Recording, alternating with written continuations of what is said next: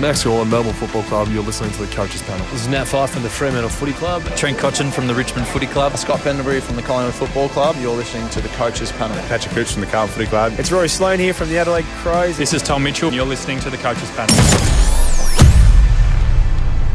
Hey, it's MJ from the Coaches Panel. I hope you're well and welcome back to another episode of a strategy roundtable. With just a handful of weeks to go in your fantasy footy season, there is still plenty to discuss on this week's strategy roundtable. A massive thank you to our Patreons for their support in 2023. If you want to become a supporter of the Coaches Panel, all your details for that you can find in the description of this podcast.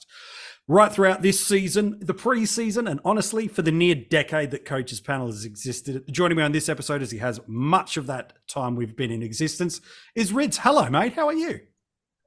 Yeah, mate. But you can find me here any week, okay? So let's just jump straight into it, Mr. MJ. All right. At the very end of last week's episode, Rids, you made two very big statements. Number one, you had a friend.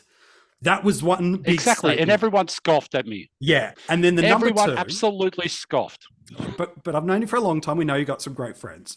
And then you said, you know what? I've got a friend, really valuable contribution this person has made to the fantasy footy community, specifically AFL Fantasy, over the last large number of years. You said, why don't I bring him on to have a chat, specifically around AFL Fantasy, but I think there's going to be some great conversations we want to have for coaches that are in contention across all formats. So even though we're going to spend a lot of time on this episode in and around the spaces of AFL Fantasy, some of the advice you're about to get is very much if you're in contention or one day will be in that space, you're going to get some pearls of wisdom. Riz, you want to share who your special friend is you brought along for this episode? Okay, first things first, Mini Monk was too busy skiing, mate, having the time of his life up in the mountains to join us today. We have replaced Harry Sheasel for the night. Yeah, so Harry's gone, okay? And I mean, if he comes back, but otherwise. But anyways, I found a little gem of a coach who people will know, okay? And I won't actually tell you his name right now. Okay. But if I said that this coach has been in the top 10 since round 9, MJ, that's an awesome, like, it's a decent achievement. Really. Decent achievement. But I didn't mention the year. What happens if I say 2022, not 2023? He's been in the top 10 since round 9 last year. So what's that, like 30 plus weeks of fantasy footy? It's not a bad effort. Yeah, and he's too modest to actually tell anyone these things. So I'm actually allowed to say that. But anyways, I just want to introduce you to Matt Mottram. Hey guys, thanks for having me on the Coaches Panel. No worries, mate, and thanks for joining. And can I just first off dispel the first bit of laughter? Are we friends? We are friends. I'd call us friends. And yeah, believe it or not, I knew you before you knew me. I'm a long-time listener of the Coaches Panel for many years, even back in I do apologise about that, mate. Back in my SuperCoach days and other formats. But yeah, first time on the show, and it's good to be on. It's awesome to have you. It is. For people that aren't familiar with Matt, he's currently within the top 10 of AFL Fantasy after winning that format last year. So, like I said, for coaches that don't play AFL Fantasy, maybe it's DreamTeam and SuperCoach, through the next 20 odd minutes or so, you might be like, I don't play AFL Fantasy, I'm out. Hold on. If you find yourself in contention in a format, there's some unique things that come along with your processing, with some learnings and some, frankly, some unspoken stress that can come alongside of that. And we thought it'd be a great place to spend some time in that. So, Matt, I'll start us off. I know Rids has got a bunch of questions for you, but for the better part of now 2 full AFL seasons, you've found yourself not just winning a format, but consistently in really the spaces of being in contention for it. What are some of the unspoken stresses that a coach in contention is going through at this point in time of the year? And how do you process that in a healthy way? Oh, there's lots that goes through your mind, MJ. I think you're thinking about what can you do to obviously stay where you are. And you're also thinking about what can you do this year. I'm chasing, as last year I was actually in the lead for a long time. So it's a bit of a different mindset. But I suppose, on Twitter, we post things and we put our scores up there. And there's a little bit of pressure and expectations if you've been up the top to, keep that going. So, yeah, I mean, I try not to feel it, but I'm only human and you do feel that pressure. But I think it's when you sort of just let that go a bit and just play your natural game. That's when you seem to do the better trades and go better each week, I think. And the thing about that, though, MJ, is Matt actually did this by himself last year. So he didn't have that. You know how we often in the coaches panel, we have that buddy, we have that little bit of support. 100%. We got that sounding board. Matt pretty much did this from day one. And I think it was with your dad last year, mostly as your advisor and your support, wasn't it, Matt? Yeah, I used to bounce things off him, and he's pretty good with his footy knowledge in that. But yeah, I'm obviously not getting any expert advice from guys like yourselves. So yeah, it was full on last year and really intense as it came right down to the wire. I mean, I was on top for 15 rounds, and in the end, I just had to sort of. I made a lot of mistakes along the way. At the start of the year when I played aggressively, I seemed to do a lot better. And then when I started, looking at the teams around me and being a bit more defensive, people started catching me. So it was a real tricky game to play, that line. You don't want to cross it. You want to stay aggressive, but at the same time, you got to play defensive. So, yeah, it's a tricky one, but I just held on and the rest is history. And I suppose once you've won it, you've won it. I can't take that away from you. And I thought to myself this year, it's a free hit. So, and then after round one, I was 26,000 this year. I'm thinking, oh yeah, I won't have any stress this year. And I'm in the top 10 again. That's crazy, yeah. I'm curious about that. We often talk about this variance in the game of fantasy footy that you need skill to get in contention, but you need some luck to go your way. How important has luck been for you this year? And how much, and I know you're a very humble person, so Rids and I will do the humble brag for you, which is fine. But my other flip side of that question is, when you hear people talk about you're in the position you're in for luck, I don't know if anyone said that to you, by the way, I'm just purely projecting. Does that get your back up? If you hear people like, you just got lucky for another year in a row of success. When you hear the term luck and success in fantasy footy, what's the first thing that comes to you? Look, I think there is an element of luck in it. So I don't have a problem with people saying you need some luck to go well. But on the flip side, what people don't talk about is the bad luck. Well, when they do talk about the bad luck or having, things go wrong, they use that as an excuse to say that's why they're not doing well. And people say, I've heard people say already this year that copped a few bullets in round one and that's why they, haven't been able to recover. I copped a few bullets in round one as well, a Cherry 26 and a Kelly concussion. And it was actually the avenue for me to propel myself. So I don't agree with using that as an excuse. But then again, a few weeks back, I had Lloyd and he got injured, and that pretty much, as people would have seen from my tweets, it pretty much cost me a shot at the highlights. Even though I'm close, it really took that real high chance I had of competing away, I think. Yeah, it's good. So, and that's it, isn't it? Like, it's all like Matt's got obviously a level of skill with AF. You'd think so, but it's not just AFL player skill. It's also the way that you play AF. And Matt's been teaching me a lot this year, okay? Because we've been bouncing off each other a fair bit this year. He's been showing me how you do it through in round, how the live ranks work, how you can see what the trades are that others make, who they're not, and all those sort of really little, sweeping the stable type things. And it's amazing how much of these will actually pick you up a lot of extra points along the way. The loopholes, for instance, like with a Windhager in the last couple of weeks, he's been an absolute beast. Like we had Sheldrick before that, even Wilmot. There's just real elements of this game that's everywhere. So, but just bounce back. So, Jake Lloyd, I saw you do a little tweet saying Like pretty much the Hilux dream is over again, everything else. But really, in the end of the day, we're still actually, you're right up there. Like, so is that just more to manage your own expectations, to manage the expectations around others of you in that instance?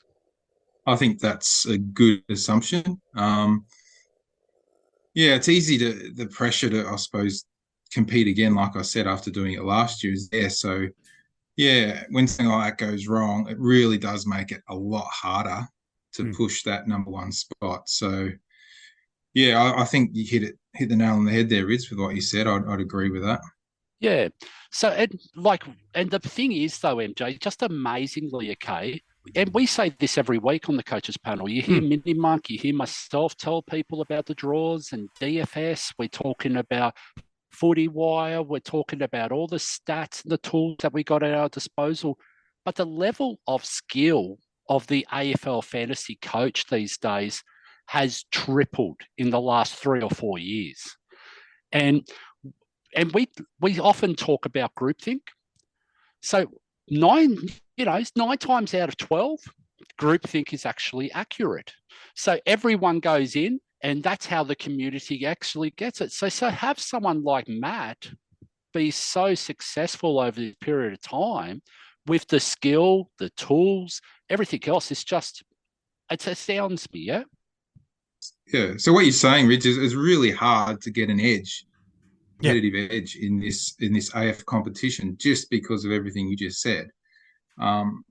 And I find it really hard to get that edge, and you're looking for it, and it's not easy. There's just a wealth of knowledge out there, and so many good coaches. And you say I'm humble, but I honestly don't think I'm the best coach because there's so many great coaches out there, and I just think I'm one of the top coaches competing for it, and you just got to keep that edge. Yeah, and you said to me earlier on in the year that one of the things is one of the skills that you have to have in AF when you're right up the top is knowing when to go unique and when not to go unique.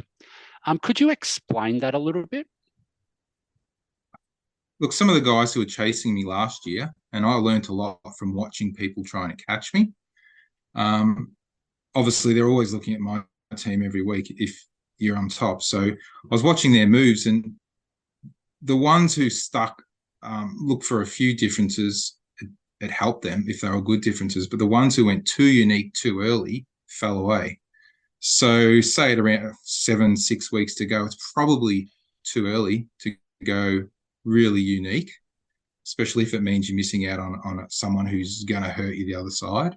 But as you get to those last few rounds, I think there's a lot more room to go unique, and it can propel you to win the comp like it did for that guy who went Jeremy Cameron a few years back. Or last year, it actually hurt the guy, Shuckers, who was chasing me because he brought in Aaron Hall and it backfired in the last week. And if it wasn't for that, it could have been a different story. So it's a bit of luck, but it's also he made that decision to go really unique. And that's the, way it can work either way. So anyways, MJ, so I'll throw it back to you and let's resume the pod as for like the way it was.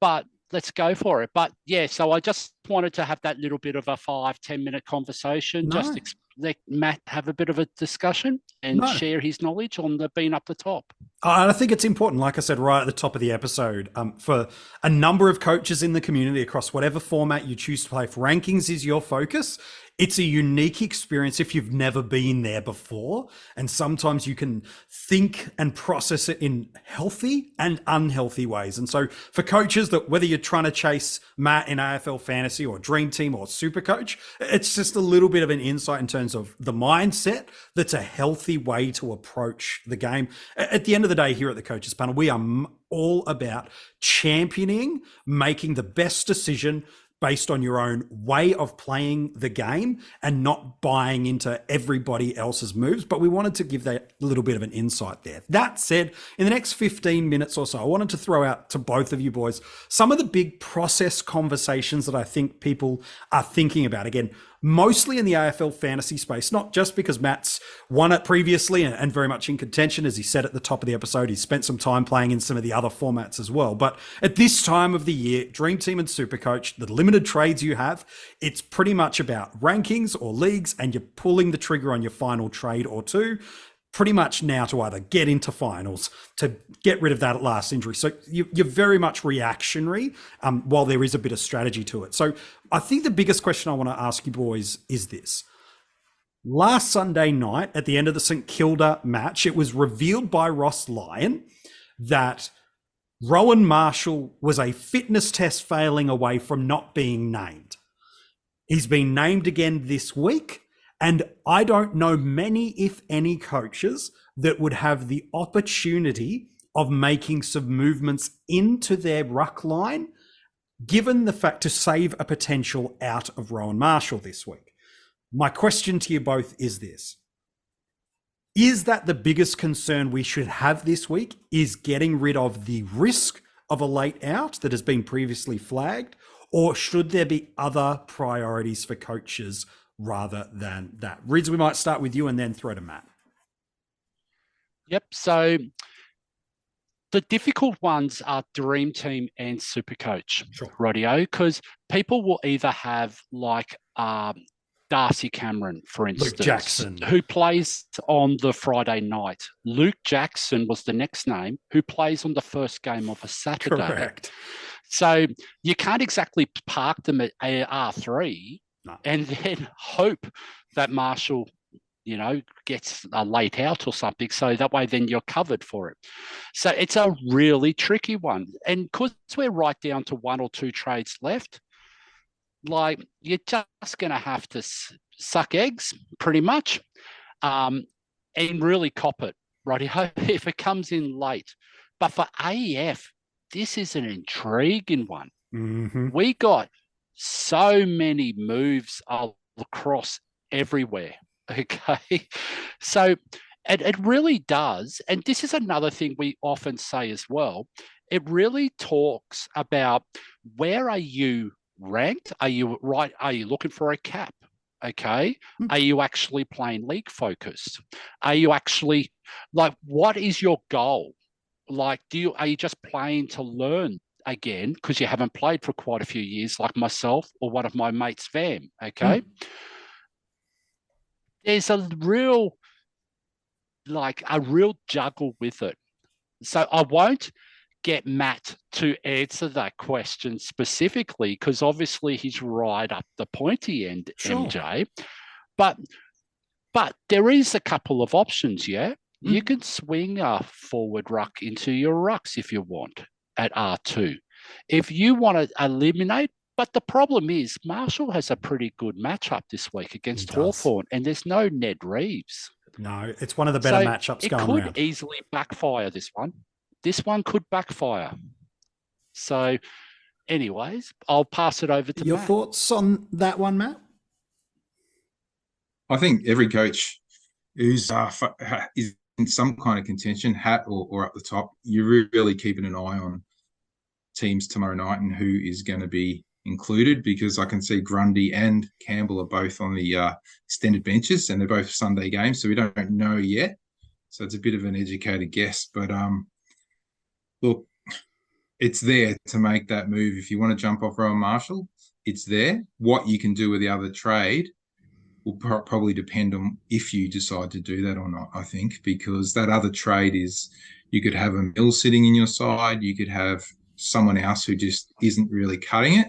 And if you can't get rid of them and yet you make the jump, you still could lose points, with the Mills in your side. So you got to look at both ends of the trades, I think. But it's a viable move at this time of year. It's just, I think in AF, the thing is you got to time your trades. It's not who you trade, it's the timing of the trade. And if you hit the timing right, that's when you go well. And often that doesn't mean about bringing someone in as well. That also means who you're trading out. Yeah, that's correct. what I think is the unspoken rule, is everyone's looking at who they're trading in, but they forget who they're trading out in that instance. Yeah, that's some really good advice. So let's talk about a player that people might not be having a process of conversation around trading out. in Ben Keys. Hasn't had as much of a dominant scoring role for the Crows over the last couple of weeks. And now that Matt Crouch is in the side and Rory Laird is back, it feels like the old and slow Crow midfield is back with Sloane, Keys, Laird, and now Crouch rolling through there. So does he, in that process of what you've talked about there, Rids, and Matt, you've alluded to as well, is that the type of player we should be looking to move out? Not just because they haven't, quote unquote, scored anywhere like we would have hoped for owners over the past month, but because now something in the team dynamic has changed as well? Yep. Do you want to go, Rids? No, you go, mate. You jump in first. Look, I think, first of all, you look at the matchup, and they're playing Port Adelaide, who is traditionally a tough matchup for opposition. So there's one tick to get rid of him. And another one is his scoring output hasn't been there. And he's definitely not top of his line. So I think if you can move him on, you just move him on this time of year. You don't muck around. Yep. So, MJ, you're the Adelaide Crows man, okay, out of the panel. Yes. Yep. Is there a world that Matt Crouch actually replaces Ben Keys in the 22 for the longer term at the moment? Yeah, it's definitely an output. I thought that was probably the Sunday afternoon match against the Demons was one of the better games I'd seen Matt play almost since 2020 in terms of his ability to actually impact the contest and impact the scoreboard and apply some defensive work rate and pressure. Like if you remember back at the back of 2020, he was one of the best fantasy scorers rolling around for us during that stretch of time when the Crows were really poor. So it's absolutely a viable outcome. So I think that's what we got to look at is the people that went out of the team. And I'm looking at a Rankin. I'm looking at, they're all the small dynamic forwards, like Rochelle's out at the moment. If they're coming back in and they're looking for someone to go out, well, Keys isn't really playing that midfield role anymore. And he's not really tagging and locking down on that dangerous small defender, like from the opposition. He's really in the middle of nowhere, isn't he? So I think that's even more reason that if you have him, you've got to really explore, if not this week, next week must. Yeah, and I think Matt's right. Like he has alluded to that one of the hardest midfield matchups for us in the game at the moment.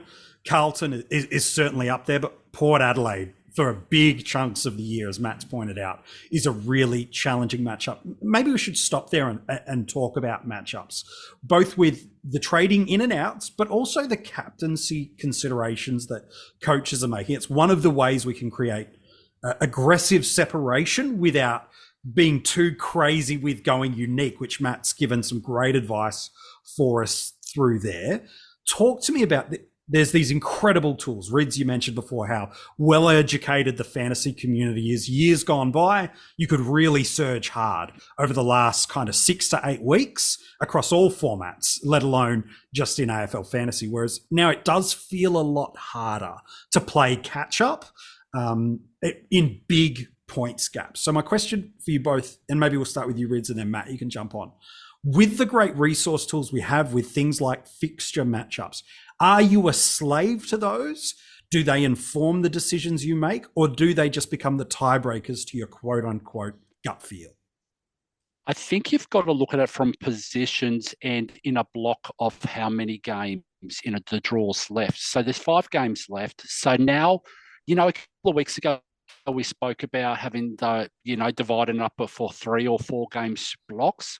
Whereas right now with 5, I think that's pretty much it. Rightio, you just go from here to the end. We don't need to divide it up, unless it's the last 2 rounds. Like there's some nice matchups. Like, I mean, there's an obvious one for the last round in round 24. Like, and I mean, I don't think I'm saying anything out of the ordinary here. Like everyone's already talking about that Tex versus West Coast matchup. And West Coast have confirmed that Barras is likely out for the rest of the year after teams Thursday evening. Yeah, so I mean, that's the sort of thing that we'd be looking at. But guess what that means though, MJ? If the group think tank and the wheel starts churning and that's where everyone's going, that gives you an opportunity to be unique and not go there and look for that other option. So that's why it's that dynamic. And something like DFS could actually point you in the right directions. Because like right now, if you look at it, okay, Essendon's actually given up the most points across the board for wing defenders. Like if you look at in the last 5 games. Yeah. And that's something that was absolutely has been turned on its head.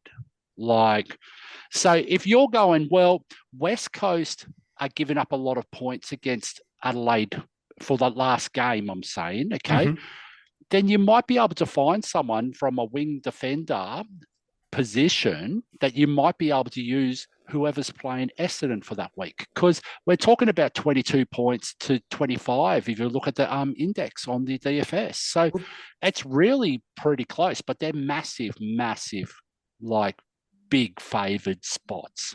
So that's Collingwood, for those that are curious. So a Josh Dacos, let alone a Nick, who the vast majority of coaches have, would be someone that you'd be licking your lips at with that style of matchup in that final round of the year, should that trend continue on. And Matt, I want to talk about trends with you a minute while we're doing that. How much we know trends can change quickly in fantasy football, but as we get towards the end of a year, we're seeing it now with clubs already out of contention. They start to make dynamic changes. For a coach in contention like yourself, how much weight do you start to put in teams in and out of contention over these final 4 to 5 weeks? Does that favor for you in any of your decision-making process? Or is it like, nah, I'm looking for other elements along the way? I think it informs part of your decision for sure. You need to take all these things into consideration. I don't think it should be the only factor, but definitely should be a factor. I mean, say, for example, we're talking about Rowan Marshall, right? And he's possibly injured or playing under duress. Well, the Saints need to win against Hawthorn. So, any chance, if they were playing the Eagles, we might think, okay, they might rest him. But this week, he probably has to play. So the question is more whether he plays with Campbell without him. So that's one way it can inform how you're making a decision about Rowan Marshall. So it does inform your decisions, I think. Yeah, that's some really good advice. Rids, we talked about captaincy selections a bunch of times a few weeks ago in terms about getting aggressive early in the round and some safety nets as we get deeper into it. Using a tool like a DFS Australia, and again, we love what those guys, Mortz is an absolute superstar and it makes so much great content and politely makes it really easy in some areas to see trends that are happening in the game. But using that where these are the kind of the big matchups. You've alluded to that wing matchup against Essendon. It's it's not quite as big, but wings against North Melbourne and also Adelaide, we know are really strong. Most lines except defenders against West Coast is relatively favourable, whereas defenders against the Bulldogs is really, really big and pop, same with Brisbane. So how much does this inform the trade in decision you make as well as the trade out decision you make, knowing, as Matt's alluded to, things can evolve in footy very, very quickly? Well, there's a perfect example only a couple of weeks ago, and that was Harry Sheezel. Yeah. Like, he went out and he scored 56. He had a complete role change. But then what we saw was he went back to the older role where he was more prolific, and suddenly he went bang, bang. Now, if you're trading him out with that 56, there was a reason why you traded him back in. We're talking about a rookie, yeah? We're talking about a rookie who's been absolutely unbelievable and is every case, he can be a top 6 defender / forward for the rest of the year. There's no problems about that, especially with his draw. But if you're trading him out because he scored 56 2 weeks ago or 3 weeks ago, you're missing that draw. So you really do have to focus, but not just that. You've got to focus on their role. What are they playing in the team? Just because they're listed as a defender or a forward doesn't mean they necessarily are playing as a defender or forward in real life in the game. So you've got to be really, really careful, okay, across the board with that. Yeah, that's good. We're going to But wrap did up. I answer your question there, MJ? You answered it enough for me to be happy with, to move on to the second to last thing we want to do with you both before we wrap up this happy episode. and everyone's happy, so we're all good. Hair's looking good, mate. I'm 40 in 9 months, and yet it's still all there. So I'll happily take that. My question is this, Mate, I turned 40 7 years ago, MJ. Okay, we well and truly are the fossils, my friend. That's like half of Harry Sheasel's age. You could be his dad, but we're not going down that territory for this episode. A question for you both is this, and also very conscious that Matt's in contention and certainly won't give too many nuggets of gold away. But I do want to ask you boys both this. What's one piece of advice you would give that's a bit generic and open-ended, but certainly going to be tangible and help coaches, that as they enter these final 5 weeks of the year, what's something you can tell that would give them either encouragement, direction, no furfies that throw them off the course or anything like trade into none of that sort of thing, but something that would be generic but applicable to someone that's in contention, whether they be in the leadership spot or chasing, across all of the formats of Dream Team, SuperCoach, and AFL Fantasy. We'll start with you, Rids, and then Matt, you can bring us home on that. Rids, some advice for someone in contention. What would you say to them? The first thing I'd do is look at who your contenders or the people you're fighting for the spot have, okay? Who you have, and then try and tie up who you can go a unique matchup to if you're trading into someone. So, and someone better with a better draw, with maybe a better ceiling. Maybe it could be your F6. It could be your M8. It could be your R2 in this instance. Who knows where it is? But just have a look and see where you're comfortable with that unique head-to-head matchup, because you want 3 or 4 of them if you're pushing hard to win a format. Yeah, that's good. Matt, some advice from you for coaches in contention? Yeah, what Rid said is definitely important, like something I've did last year quite a lot and I'm doing this year as well. But I think, look, when you're trading into a player with only 5 weeks left, we've already sort of covered this, but look at the draw and their role. Yeah. I mean, it's just critical. You really need to know that the role, be confident in their role, and it's not going to change. And confident in the matchups, and then you just, if all the stats line up, you pull the trade, and if something changes, then that's out of your control. There's nothing you can do. You've processed everything and made the best decision you can. And then just another thing that isn't probably as analytical, but sometimes where I went wrong last year and this year is overthinking things or not trusting my gut instinct based on what I know or what I've seen. And you can overthink it. And even what Rid said, you can even compare and look at other teams, and maybe that might throw you off your game a bit and you go away from what you were going to do. So maybe don't lose sight of what your gut's telling you and what you had planned, and change it just because someone else has got some player in or change their trade as well, Yeah. Stick with your gut. So MJ, I'm just going to tell you a little story, okay? Oh, this will be good. Story time with Rids. And this is about trusting your gut. And this is the difference between a good coach who trusts what they're doing and trusts what they've seen. Something might just feel a bit off at some point in time, and exploring who could be the next run. Okay. So Matt, you did a trade earlier on the year that I think's absolutely a superstar trade, radio. You traded out of a Jack Steele and traded into a Zach Merritt. And that's exactly what Matt's just said.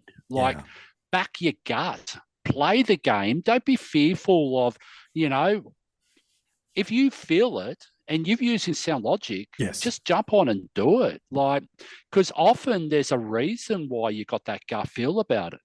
Yeah, that's But awesome I just wanted advice. to highlight that one, okay? That was a massive one. Because what happens then is Zerritt comes out and goes 150, and still comes out and pops like a 60 or 70 the next week. Yeah. But I mean, there's times where you can't get it right all the time. Sure. But don't beat yourself up because you've played the game and you've traded it and you backed yourself in. Just keep going.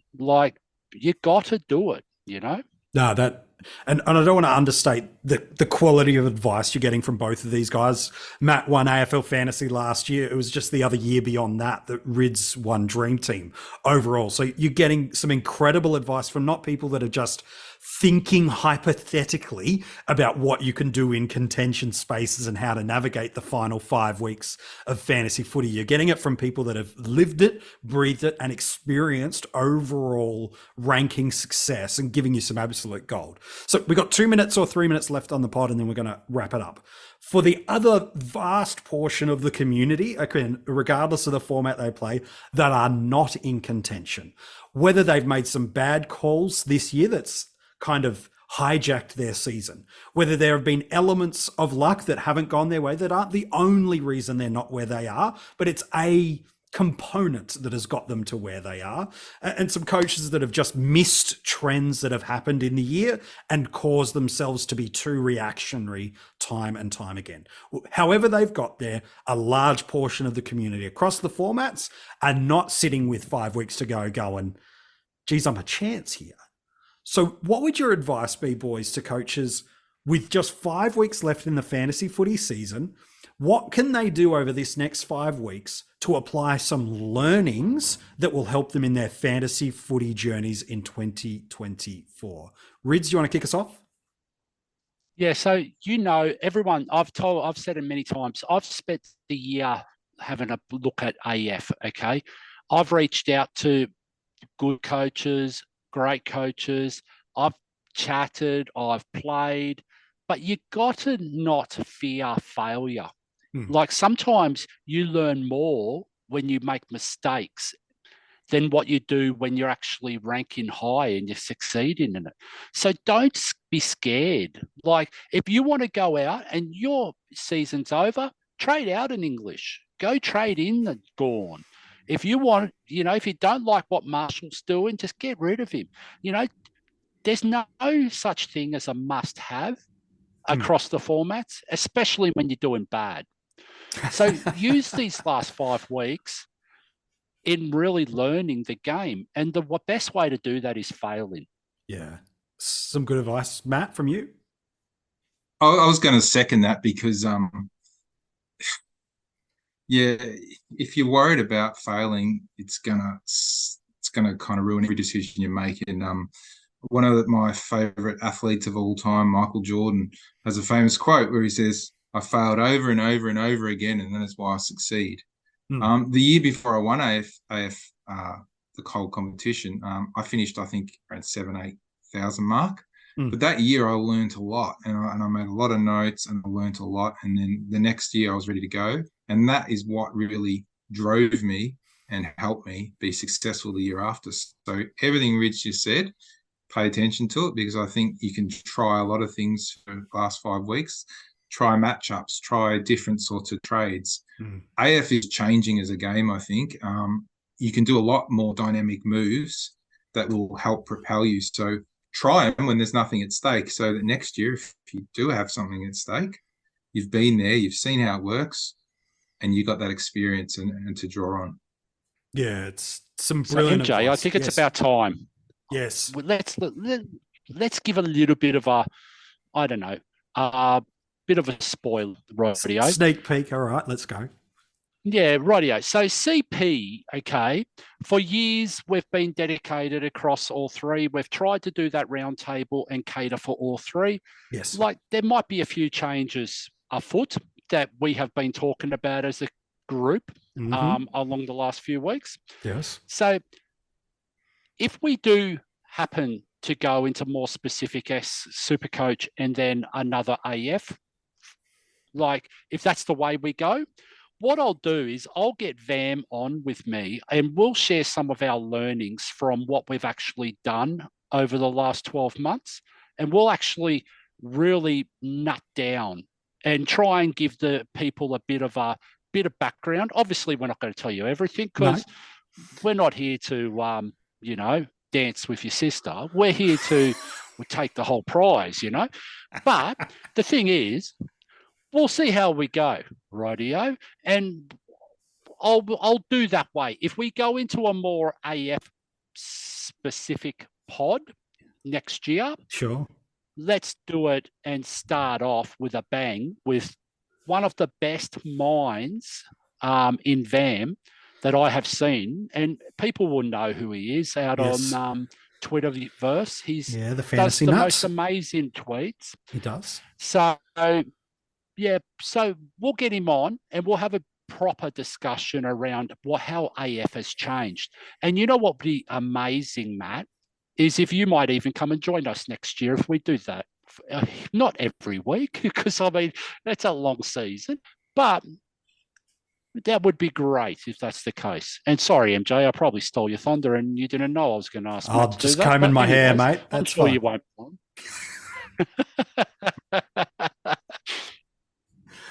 Yeah, so if you didn't pick up on some of the gold there that Rids just dropped for you, he's kind of let the cat out of the bag. In the off season, there's a bunch of things coming your way. We'll do some of these conversations with coaches like Matt, with Vam, talking you through how you approach the preseason squad and then how you approach strategically during the year. And then once we hit round 1 in 2024, here's what's happening.